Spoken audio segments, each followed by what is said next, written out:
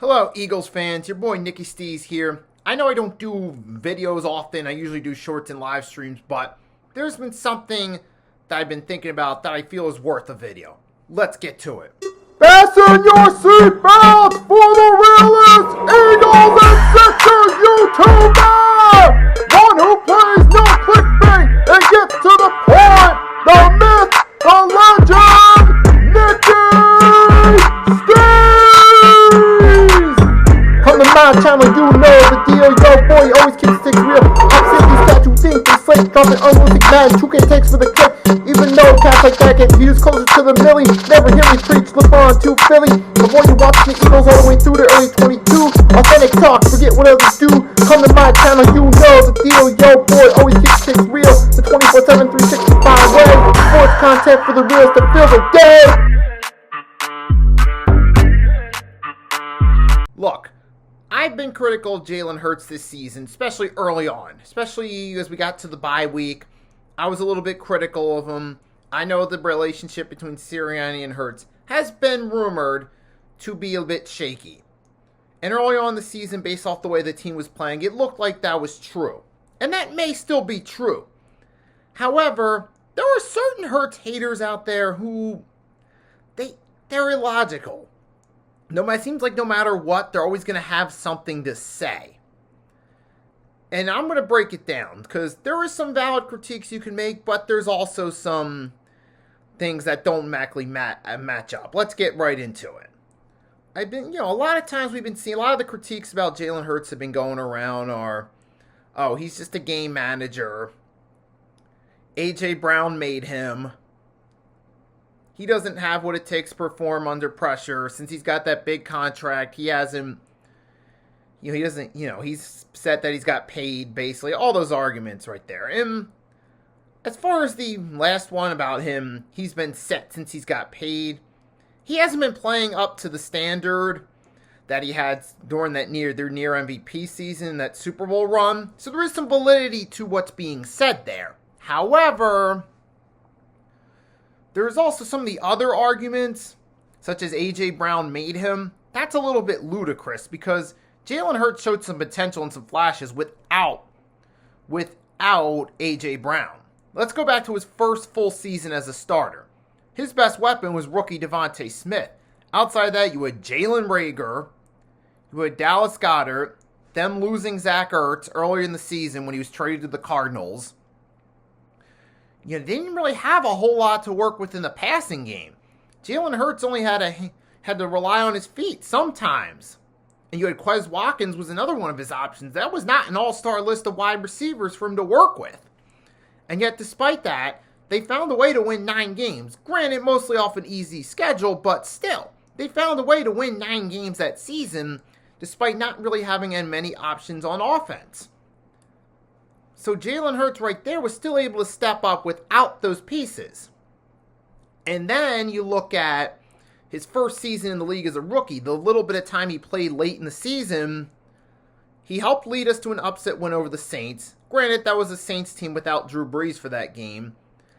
He helped lead us to a competitive loss against the Cardinals, where we showed flashes that we didn't show with Carson Wentz that season. In Week 17, when we openly tanked in the second half, Jalen Hurts managed to keep the game competitive in the first half against the Washington Commanders in Week 17 that year. The Cowboys game, Week 16, he saw a few decent plays, but the team as a whole just didn't perform well in that game. Then, so rookie year, he showed some flashes for the time he got. Second year, he actually helped manage to lead them to a playoff berth without any real receivers to work with. Then all of a sudden, he gets some weapons, 2022, and all of a sudden, this team makes a run to the Super Bowl. 2023, we saw flashes with Hurts, but we also saw some poor moments. But the team as a whole was that way last season. They were winning ugly early in the season, and it came back to bite them in December. And then this year so far, early on Hurts struggled, and they weren't really winning games. But at the same time, I can look at Kansas City struggling. You can say, but they win games. That's true. But here's the biggest difference between the Eagles' early struggles and Kansas City's offensive struggles. Kansas City's defense has played a big role in helping them in games where Mahomes didn't play his best. The Eagles against the Bucs in that Week 4 matchup, which was this all-around poor team effort, Jalen Hurts did not get that help from the defense that Patrick Mahomes has gotten from his defense this season. So, I mean, on one hand, you can say, hey, well, Mahomes still finds ways to win games. Yes, that is true. But at the same time, he's also had help on defense that Jalen Hurts, when he struggles, didn't have late last year, and they didn't have Week 4 against Tampa Bay. Now, he did get a little bit of help Week 3 in that game against the Saints. But the point being is, yes, sometimes when quarterback doesn't play their best, they need help from their teammates around them. Like I said, Kansas City is the perfect example of that this season. I mean, you can use other historical examples like that 2011 run with Tebow with the Broncos. You can say it was a bit overrated because he had help from his defense and they had a softer schedule.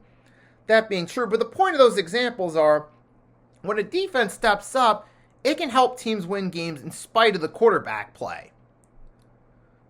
And Jalen Hurts, these last 5 games, you've had some solid games there. Yeah, the game against Dallas, I mean, he wasn't a great game. I mean, minus that one interception, he didn't look horrible in that game. Granted, you did have the struggles early on against the Packers in that first half of the game, but then things got better in the second half. You saw Week 2 against the Falcons. He threw that bad interception late, which you can partially put on him, but partially put on a collapsing defense. Week 3 kind of got bailed out there a little bit. Week 4, just all-around poor team effort. Then you had week 6, 7, 8. Well, wait, not week 6. Yeah, week 6, 7, 8. The Giants, Bengals, and what's his face? Why am I drawing a blank right now? But the 3 of the 5 games during that winning streak. The Giants, Bengals, and Jaguars. You saw the offense look solid when they were mainly sticking to running the ball with Saquon. Hurts still looks solid in the passing game. While it's true he hasn't played up to his MVP potential, some of the hate just makes no sense. Like the whole AJ made him. Well, look, Jalen Hurts did pretty solid without AJ before he had any real weapons, all things considering. So I'll debunk that argument as invalid. And I will say there's validity to the fact he hasn't performed up to the same MVP level, which that's partially quarterback, partially team. Like I said, it's still partially quarterback, so I'm not excusing him from criticism because I've done so myself. But some of this hate about how he's just a system guy, he's a running back, this receiver made him, all that's ridiculous. And here's the thing with that. When you just look at quarterback performance alone, Patrick Mahomes has not played up par.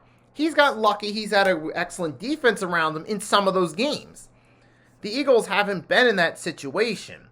In those early struggles, particularly the weeks 2 and 4 games, the defense didn't play as well as Kansas City's defense would in some of the games Mahomes struggles. So you got to factor that in as well.